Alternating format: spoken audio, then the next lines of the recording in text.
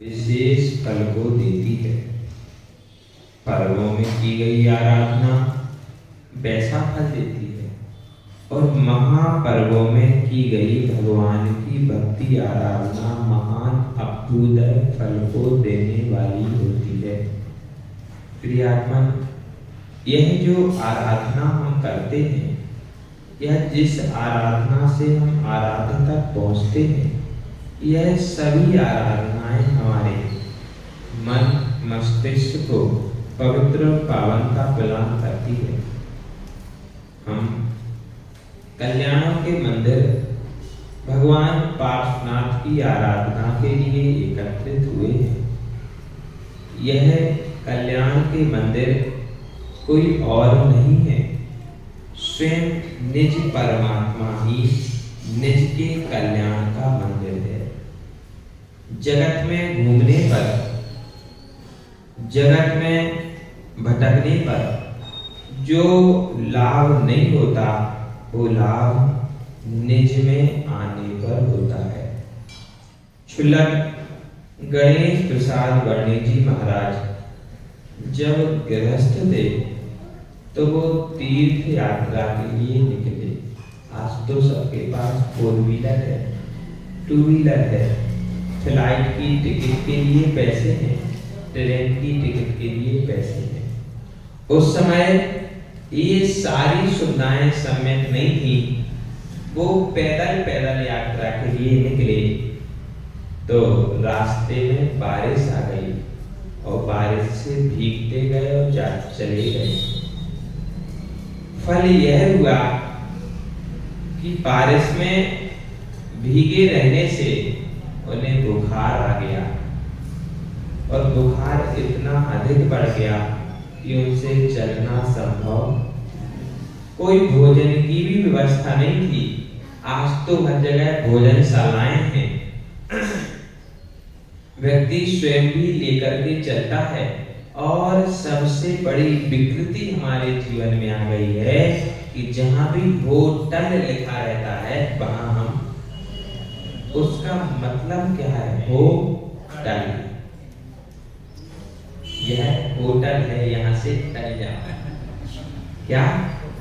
Hotel. लेकिन हम टलते नहीं हैं उसी होटल में। अब समझना चाहिए कि ना तो वहां शुद्धि है, ना वहां पर विवेक है, ना वहां पर कोई सम्मान से भोजन कराता है। फिर भी हम अपने जेब की रकम उन्हें देते हैं और उनके द्वारा भोजन को, यदि एक रोटी अधिक खानी हो, भूख पेट में हो और घर पर भोजन कर रहे हो, तो माँ एक की जगह 2 रोटी देगी। कितनी? 1 की जगह 2 देगी। फिर भी यूं कहेगी कि बेटा तूने तो कुछ खाए। और होटल में जाना, 4 रोटी के बाद 5वीं रोटी मांगना, तो उसके अलग से 20 रुपए, उसके अलग से 20 रुपए। वो पहले बता देगा 20 रुपए और लगेंगे, 4 तुम खा चुके हो। कहने का मतलब यह है कि जहां पर हम जाते हैं, अपने पैसे देते हैं कि भोजन मिल जाए, वो वास्तव में भोजन नहीं मिलता। वो तो खाना है कि कैसे भी करके पेट को, भोजन तो वह है जिसमें कि करने के बाद भजन में मन लगे। होटल से खा के आना, फिर मंदिर में आके माला करना। इतने समझदार हो, सब पता है, सब पता है, लेकिन त्याग है क्या? देखो, समझना पड़ेगा। हम जिस यात्रा के लिए तैयार हो रहे हैं, टूर पर जाते हैं, तो पूरा बंदोबस्त कर लेते, 4-5 दिन भोजन की, कपड़ों की, यदवा तदवा सारी जिम्मेदारी पूरी कर लेते हैं कि अब हमें 5 दिन तक घर में नहीं रहना है और घर के बाहर जाना है तो घर के जैसे ही व्यवस्थाओं में रहना है। इसीलिए एक छोटे से बैग में पूरा संसार आ जाता ना। मंजन करने के ब्रश से लेकर के बाल बनाने के लिए, हाथ धोने के लिए साबुन तक आती है कि नहीं? देखना, समझना। जब हम बाहर जाते हैं, घर से बाहर जाते हैं, तो एक छोटे से बैग में सारा संसार रख लेते हैं, सिर्फ भोजन को छोड़ के। क्यों? क्यों?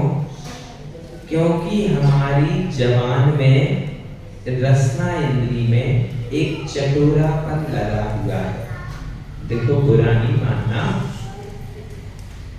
लेकिन बात तो यही है।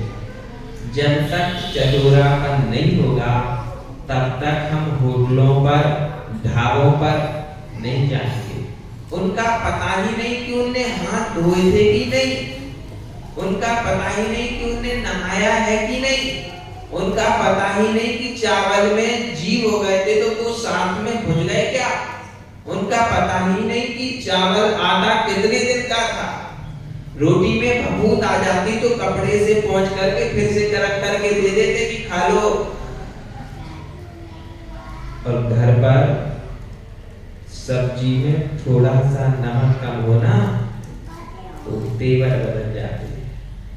क्यों? समझ नहीं पड़ता क्या? रोज नमक कम, रोज नमक कम।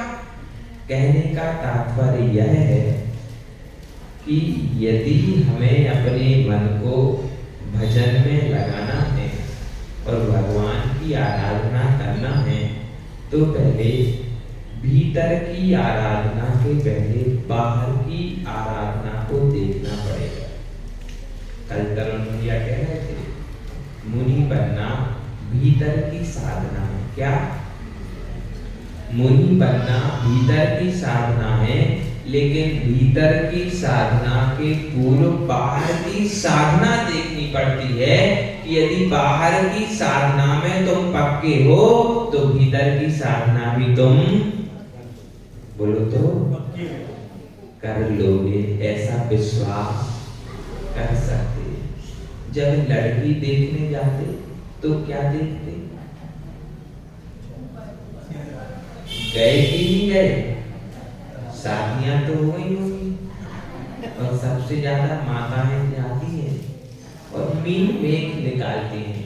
वो सही से नहीं चल रही थी, उसने पल्लू सही से नहीं लिया था। साड़ी देखी तुमने कैसी पहनी थी? कभी गए लड़की देखने? अच्छा, गए हो गए, वो छोड़ दो।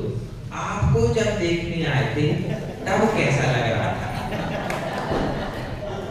है ना? तब कैसा लग रहा था? बोलो तो। भीतर में एक संकोच और बाहर में अच्छा दिखाने का संकल्प, ऐसे था। क्यों? यदि भीतर में संकोच नहीं होगा तो बाहर का संकल्प काम नहीं करेगा। भीतर में जैसे भाव होते हैं बाहर में वैसी प्रतिक्रिया होती है। भीतर में यदि क्रोध होता है तो बाहर में क्रोध आ ही जाता है। देखने वाले आ रहे, कौन? देखने वाले आ रहे। तो आपको देखने आ रहे कि आपके काम को देखने आ रहे? बोलो तो। यदि पहले से बोल दिया जाए कि हमारी बिटिया शादी तो करेगी लेकिन काम नहीं करेगी, तो कोई उससे शादी करेगा? बोलो तो। क्यों? बिटिया प्यारी नहीं है क्या? सीधा सीधा कह देते हैं तो बोले बिटिया प्यारी नहीं है, काम प्यारा है। क्या सिर्फ काम ही प्यारा है, बिटिया प्यारी नहीं है? समझना, भीतर के काम के लिए बाहर की आवश्यकता होती है। शादी करने के पहले जब बिटिया को देखते हैं तो देखते हैं कि यह देखने में ठीक ठाक है कि नहीं। रोटी तो हाथ से बना, चेहरे का क्या था?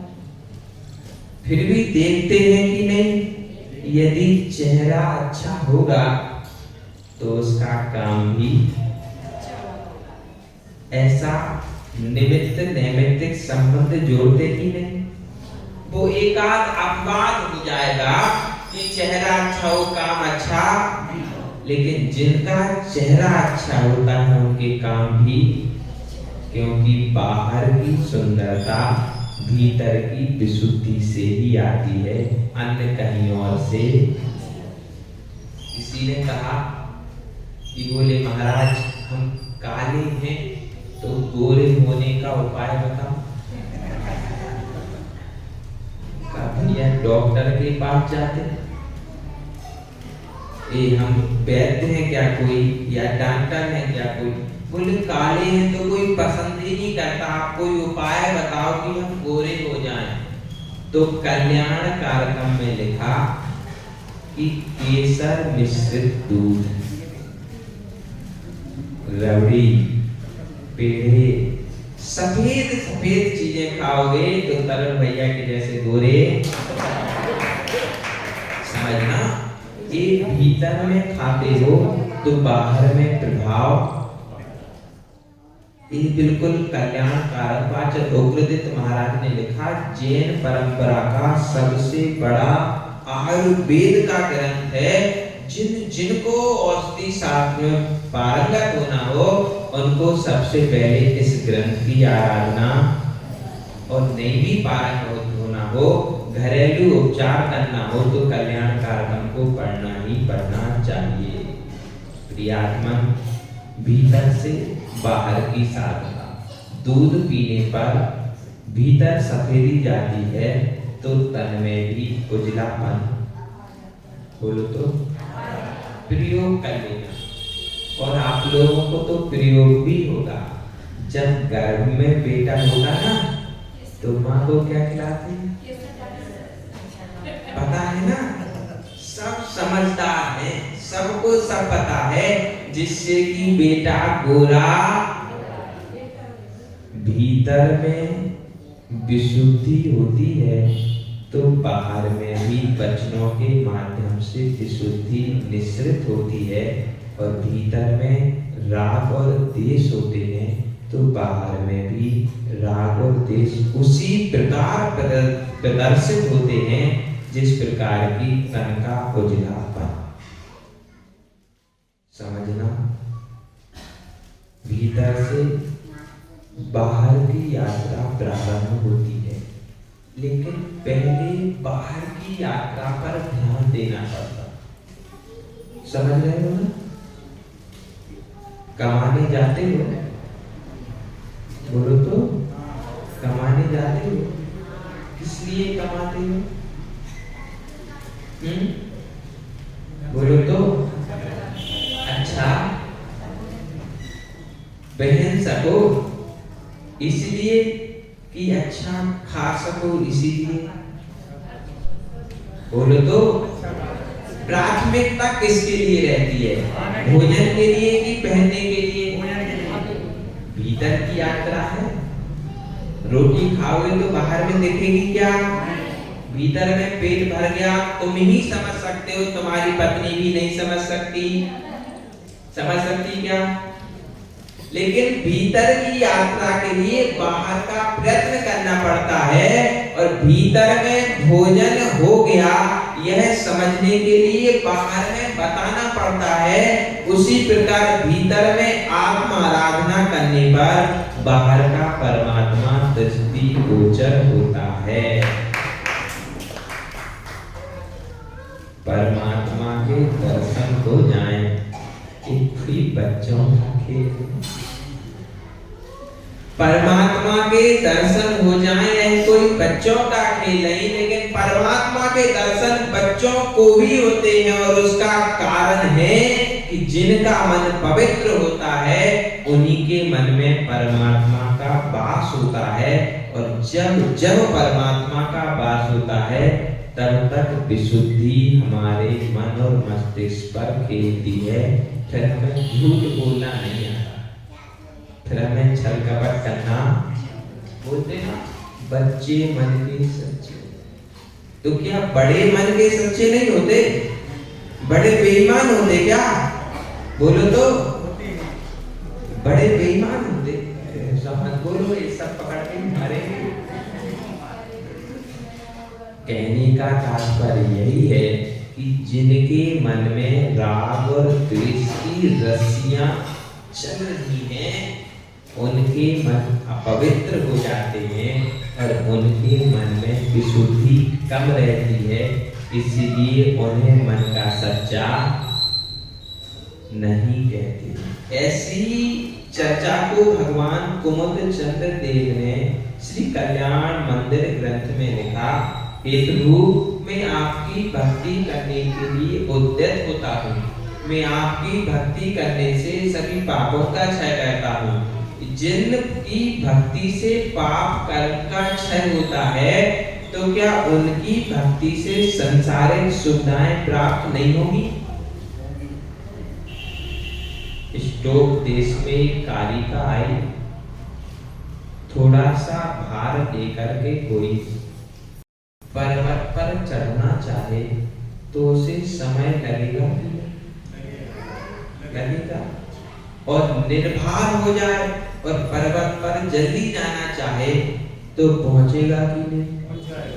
बोले ऐसे ही जो अणुवृत्ति बनता है वो स्वर्गों तक जाता है, जो महावृत्ति बनता है वो मोक्ष तक जाता है, लेकिन बीच में संकल्प और विकल्प नहीं होना चाहिए कि मुझे यहाँ ही जाना है। यदि निदान बंद करोगे तो बात बिगड़ जाएगी। मांगने पर उतना नहीं मिलता जितना बिन मांगे मिलता है। देखना, माँ के पास जाओगे, माँ के पास जाओगे, माँ के पास जाओगे और नहीं मांगोगे तो माँ भोजन देगी, और मांग लोगे तो हो सकता है जो मांगोगे वही मिलेगा। इसलिए मांगने पर कम मिलता है और बिन मांगने पर अधिक मिलता है।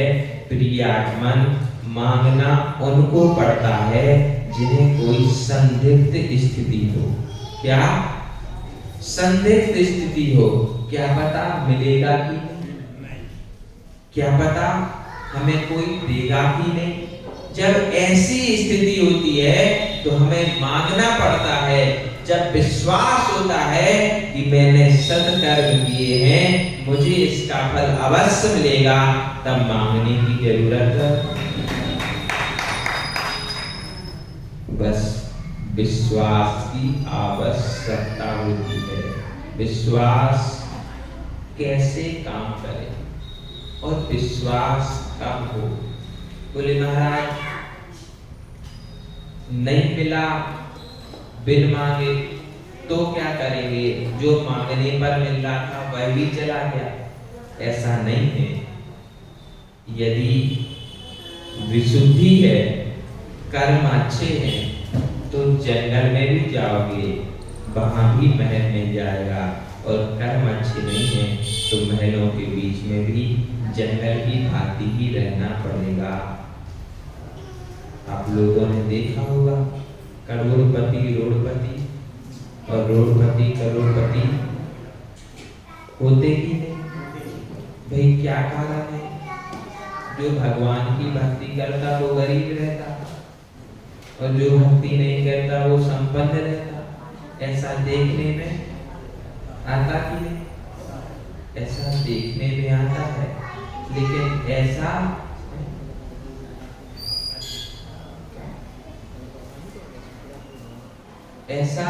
नहीं है। ऐसा इसीलिए नहीं है क्योंकि उसने पहले जो कर्म किए थे वो कर्म आज उदय में, और जिसकी अभी कर्म उदय में नहीं आए उसको वैभव दिखता ही दिखता है।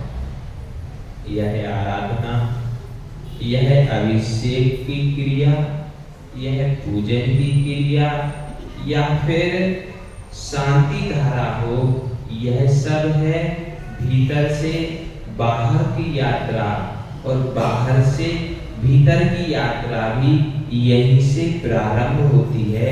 इसीलिए प्रयत्न करना कि हम बाहर की क्रियाओं में मात्र संलग्न न रहें, इन क्रियाओं से भीतर भी परिणाम शुद्ध बनाएं, और शुद्ध परिणामों का फल होगा कि शुभोपयोग की यात्रा। आचार्य ने कहा प्रवचन सार में, सुविदिते व्यर्थ शुद्धो, संयम तब संजितो विगत रागो, समरो सहसो दुखो, सुविदियो शुद्धोपयोगोत्तियो। पूछा कि भगवान ये शुद्धोपयोग कैसा होता है और इसका क्या फल है? तो बोले ठहरो, पहले अशुभ उपयोग को जानो। ये जो संसार की क्रियाएं चलती है ना, बात बात में गुस्सा आना, चिड़चिड़ाना, झल्लाना, विकृत हो जाना, ये सब अशुभ उपयोग में आता है। बोले करते हो कि नहीं? बोलो तो। आचार्य ने प्रश्न किया कि करते हो कि नहीं? तो बोलो तो नहीं करते। करते हो ना? तो इसका फल है नीचे जाना। बोले फल भी बता दो ना, कि आम खाओगे तो पेट भर जाएगा, विटामिन्स मिलेंगे, रोटी खाओगे तो पेट भर जाएगा, दाल खाओगे तो अलग विटामिन मिलेंगे, सब्जी खाओगे तो अलग विटामिन मिलेंगे, और सिगरेट पियोगे तो अलग एनर्जी आएगी। भाई सबके अलग अलग फायदे हैं ना। तंबाकू खाओगे तो अच्छा सुंदर सा गाल में कैंसर हो जाएगा, और यदि ड्रिंक करोगे तो फिर पूरी जिंदगी चौपट। बोले फल है, फल का भी पता होना चाहिए कि हम चश्मा लगाते हैं तो उसका कारण क्या है। चश्मा लगाने से ब्लैक एंड व्हाइट दुनिया रंगीन दिखने लगे। अब ऐसा नहीं समझना कि रंगीन दिखने लगती, वो ऐसा है कि नजर कमजोर हो जाती तो धुंधला धुंधला सा दिखता, अच्छे से नहीं दिखता, लेकिन चश्मा लगा लो तो व्यवस्थित। इसीलिए ब्लैक एंड व्हाइट दुनिया रंगीन। बोले अशुभ उपयोग का फल क्या है? तो बोले नरक जाना है। बोलो तो। कितने अच्छे लोग अच्छा बोलते हैं। बोले नहीं जाना तो छोड़ो। बोले त्रियंच बनना है, नहीं बनना, तो बोले अशुभ उपयोग छोड़ो। बोले छोड़ना पड़ेगा, बिना छोड़े नहीं मिलेगा, तो बोल देना कि बिना मरे तो स्वर्ग भी, स्वर्ग जाना है तो मरना पड़ेगा। और स्वर्ग की यात्रा यदि यहाँ बैठे बैठे करना है तो ऐसे भगवान के चरणों में बिना मरे स्वर्ग भी मिलेगा, लेकिन शर्त है कि तुम्हें वीतरागी के चरणों में आना पड़ेगा, और वे जैसा करते थे वैसा तुमको बन जाओगी। सम्या इतना आनंद है बाबू, इतना आनंद है जितना किसी को भी आनंद। ना खाने की टेंशन, ना कमाने की टेंशन, ना जोड़ने की टेंशन, ना रहने की टेंशन, और तो और यहाँ वहाँ जाने की भी टेंशन नहीं होती।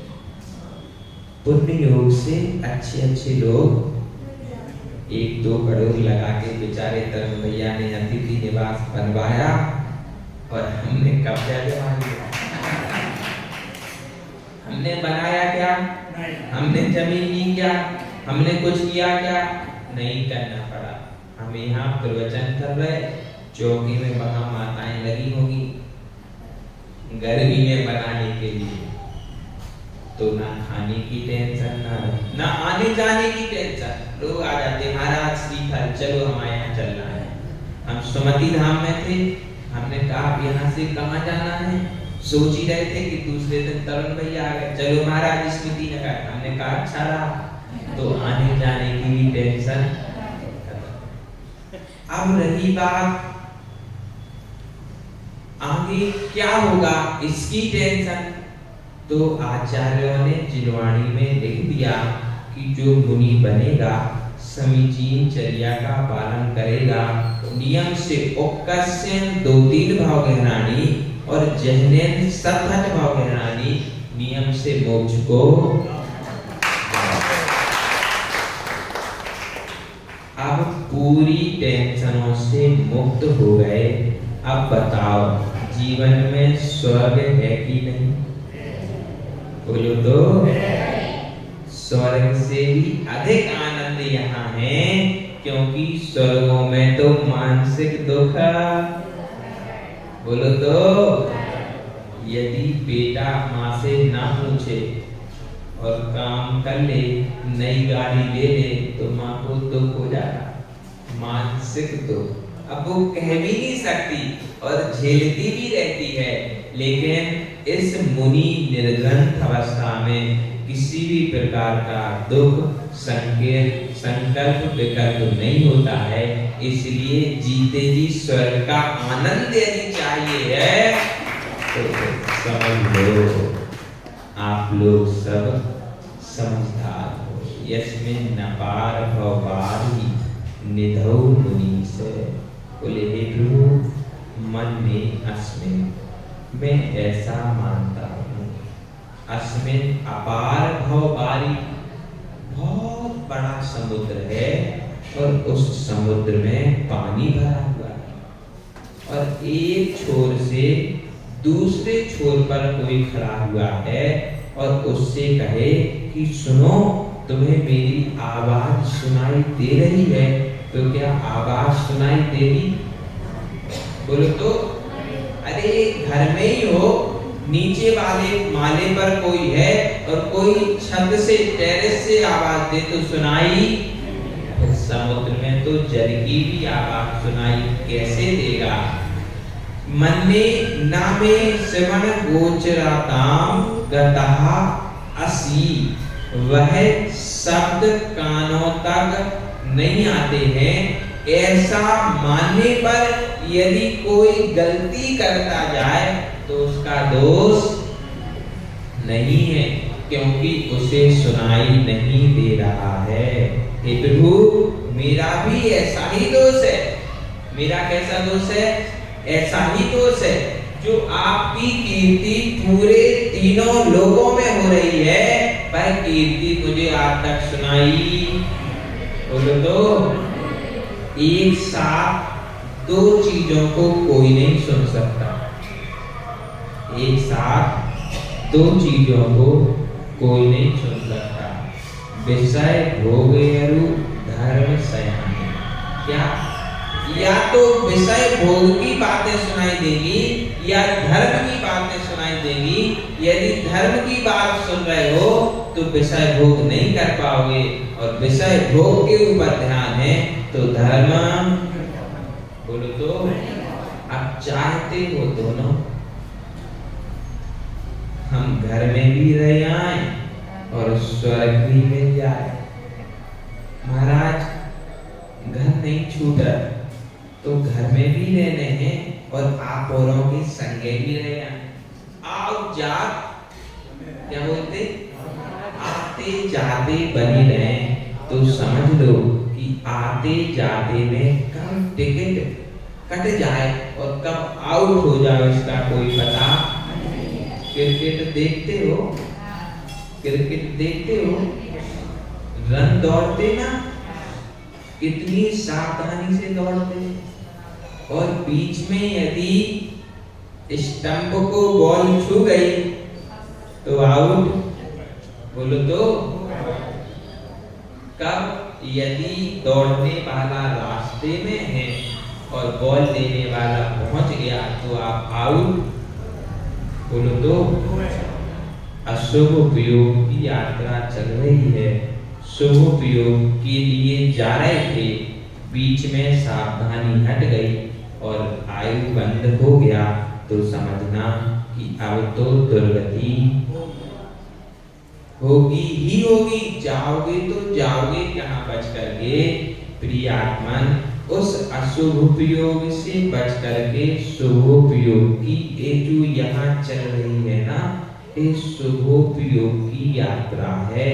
इसका फल है मनुष्य, देव और कहाँ जाना? बोलो तो, स्वर्ग में तो देव हुई है, मनुष्य, और तीसरी गति है मोक्ष की यात्रा भी संभव है। एक शर्त है, शर्त मानोगे? बोलो तो, नहीं मानोगे? देखो, मना नहीं करना।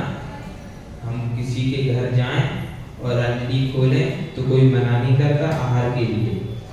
आप लोगों का भी कर्तव्य है कि हम आपको प्रवचन सुना रहे तो आप मना नहीं करोगे। बोलो, शर्त मंजूर है? बहुत अच्छी। शर्त यह है कि अशुभ उपयोग छोड़ा तो शुभोपयोग मिला, और शुभोपयोग को छोड़ोगे, निर्वृत्ति की अवस्था में जाओगे तो शुद्धोपयोग निर्विकल्प समाधि का स्पर्श होगा।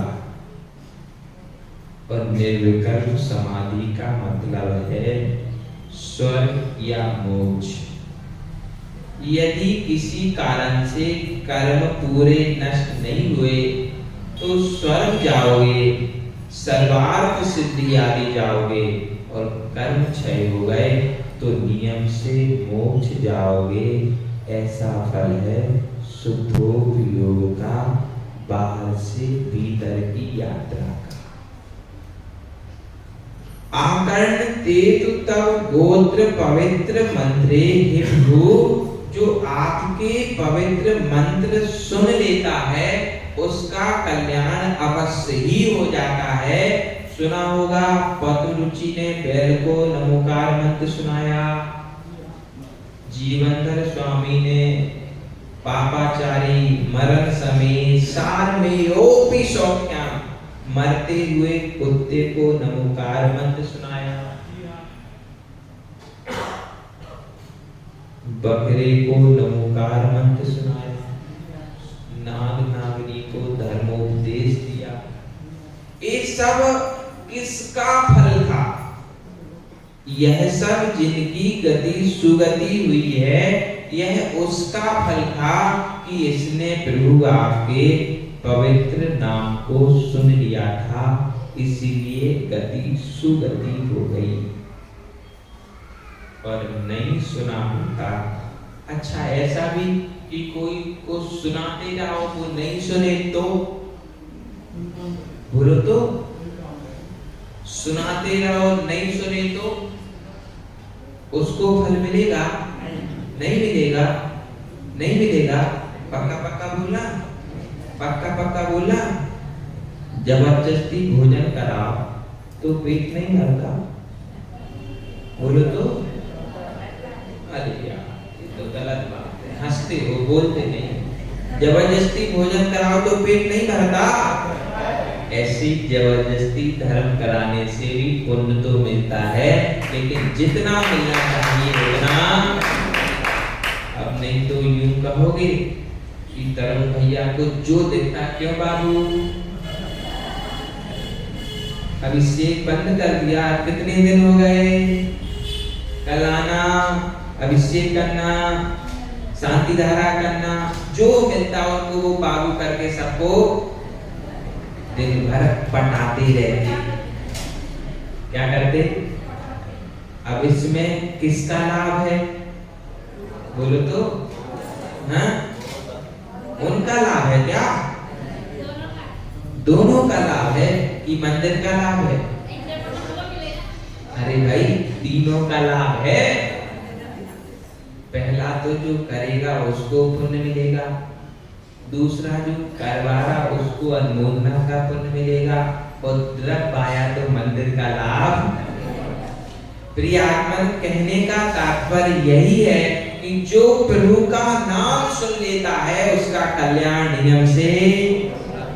किम हे प्रभु में किम बा, लेकिन मैं विपत विस्धरी सगधम समेती, लेकिन मेरा ऐसा पुण्य नहीं है। मैं कैसा हूँ? विपत विस्धरी, सर्वणी की तरह हूँ। वो सर्पिणी जब परेशान होती है तो उसको समझ नहीं आता मैं क्या करूं, अब मैं क्या करूं। विपद जो विपदाओं से घिरा रहता है वह सर्पिणी के समान है, उसे भगवान की वाणी सुनने को नहीं मिलती। और यदि मैं दुखी हूं, क्या दुखी होगी नहीं? बोलो तो, कोई तन दुखी, कोई मन दुखी, कोई धन दुखी, कोई संतान दुखी, कोई सास ससुर से दुखी, सब नाना प्रकार के रहते ना। आप भी इनमें से कोई एकाध से दुखी से दुख तो होगी नहीं, होगी नहीं। तो समझ लो उसका कारण है कि भगवान के अभी तक नाम का मंत्र आपके कानों तक। कुमुद चंद भगवान स्वयं लिख रहे कि जो आपके नाम रूपी पवित्र मंत्र का नाम सुन लेता है उसके दुख नष्ट। अब समझ लो कि बाहर जब नाम चलता है शांति धारा, तब हम देव शास्त्र गुरु नमन कर। जब बाहर में प्रवचन चलता है तब हमारी माला समझना कि जब बाहर में क्रिया चल रही है तो भीतर में क्रिया करने की जरूरत है। एक क्रिया में पूरा उपयोग लगाओ तो उसका फल सामूहिक पुण्य की चर्चा चल रही थी। क्या? सामूहिक पुण्य की चर्चा। देखो आचार्यों ने कहा कि पंचम काल में जो संतान होगी वो पुण्यहीन होगी। समझ में आ रहा? सब में कितने भाई हो तुम? बहन पुण्यहीन है। क्यों है?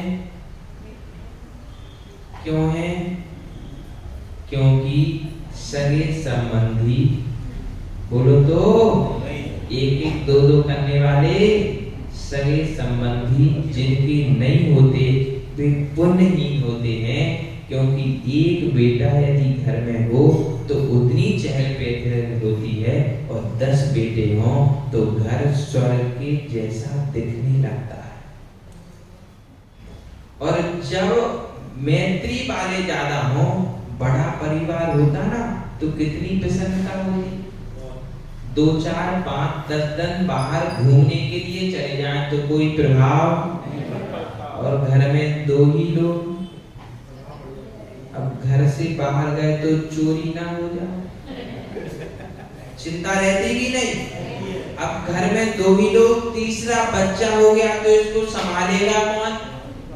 पहले दादी थी, चाची थी, बुआ थी, नाना प्रकार से थे। तो एक के यहाँ बच्चा हुआ तो वो एक का बच्चा नहीं रहता था, वो 10 माताओं का बच्चा रहता था। जिसका बच्चा होता था उसे तो दूध पिलाने के लिए मिल जाए, एक बड़ी बात होती थी। किसी के यहाँ था ऐसा बड़ा परिवार? बोलो अच्छा लगता था? फिर क्यों छोटा कर दिया? भाई प्रश्न है ना। जब भोजन अच्छा लगता था तो खाना बंद कर दे क्या? पेट भर खाते ना। बड़ा परिवार अच्छा लगता था तो छोटा क्यों कर दिया? यदि गलती हुई है तो सुधारेगा।